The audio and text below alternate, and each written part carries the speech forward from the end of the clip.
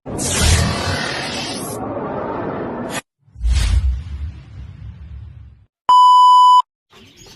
what's up mga kalapatids? Magandang araw sa inyo. Welcome back sa ating YouTube channel. So for today's video mga kalapatids is samahan nyo ako dahil merong bagong dumating sa atin na tatlong box. So yung isa is galing Georgia, yung isa is galing Las Vegas, Nevada, yung isa is galing sa Utah mga kalapatids. So yung dito sa video na to, ang ipapakita natin is yung box na galing Georgia, which is yung mga Ornat Bloodlines. Nakuha ng ating kaibigan na si Bro Adrian Manalansanto, Queen Game Farm, kay kaibigan natin, kay Ado Family Love. So direct AFL blood mga kapatids, Ornat Bloodline. So ano pa gagawin natin mga kapatids? Tara, samahan nyo ko at papakita na natin dahil ito na nga yung box. So mag-i-unbox na agad natin to dahil kailangan natin silang mapainom or mapatuka dahil malayo yung biniyahe ng mga ibon na to. So 4 days sila sa shipping mga kapatids. So kailangan natin silang mapainom or mapakain para ma-recover natin. So alright mga kapatids, tara samahan nyo ako. Buksan na natin to. Ayan o. Galing Georgia pa to mga kalapatids. Malayo-layo pinanggalingan. So buksan na agad natin. So ito is direct to mga kalapatids, mga Ornat Bloodlines. Yan. So kung di nyo nakikilala si Ornat mga kalapatids, so ayan si Ornat. So si Ornat, siya yung producer, siya yung mismong winner and producer ng lahat ng mga winner ni Ado Family Love. So kahit sa international or local one-off races, kahit saan mga kalapatids is nananalo and nagpa-first place yung lahi ni Ornat. So tingnan natin mga kalapatids, pakita ko sa inyo itong dalawang nakuha ng ating kaibigan na si Bro Adrian. Gandang ibon ito. So dalawang barako daw to sabi. So tingnan natin.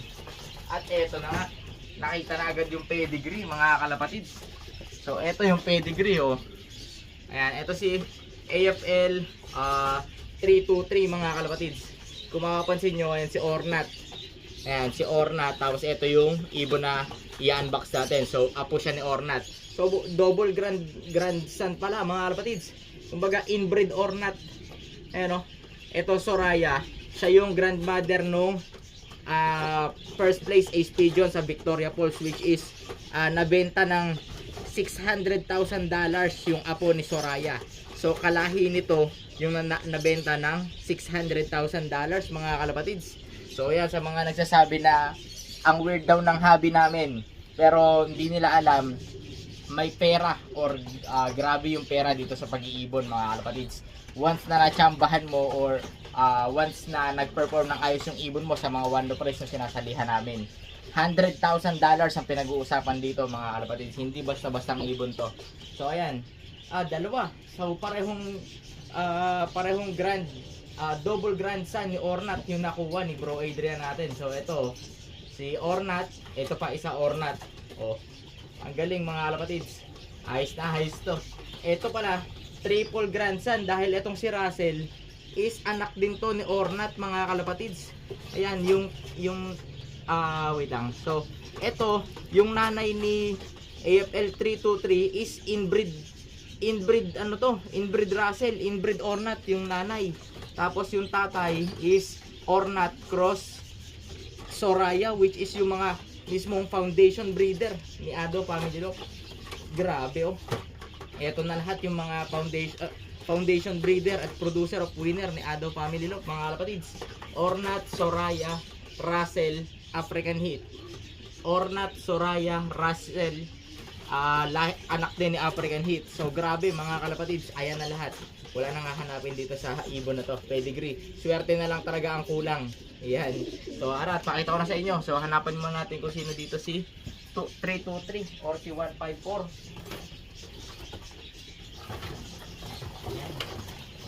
Mailap mga kalapatids, mailap sila. Uy, ang ganda, ang liit. Ang liit na ibon, pero sabi barako daw to. Ito si AFL 323.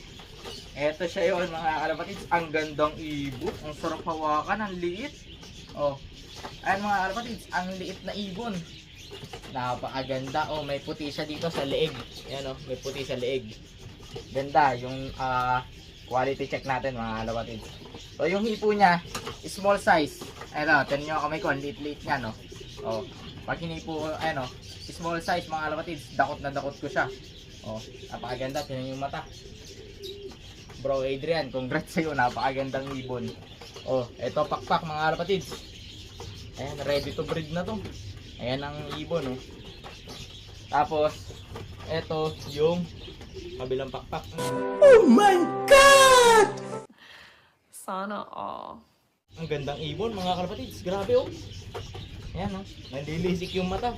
Ganda. Small size, bro. Small size na barako. Tapos ayun yung likod niya. Ayan, oh. Oh, di ba?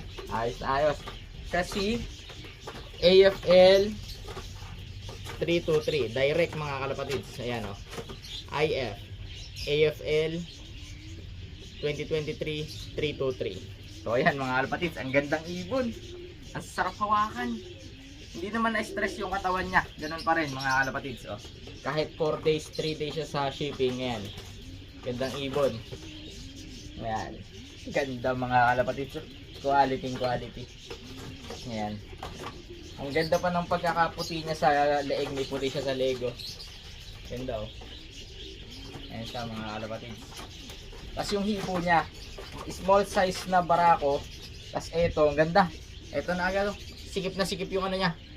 Yung gap. So ito yung kill bone. Ito na agad yung pelvic. So yung sipit-sipitan niya. Ayos, dikit na dikit mga kalapatids. Ayos na ayos. Ganda. Congratulations bro Adrian. Ganda ng ibon. Ayan, oh. So ito nga pala mga ibon na to is pinagkatiwala muna sa atin ni bro Adrian mga kalapatids.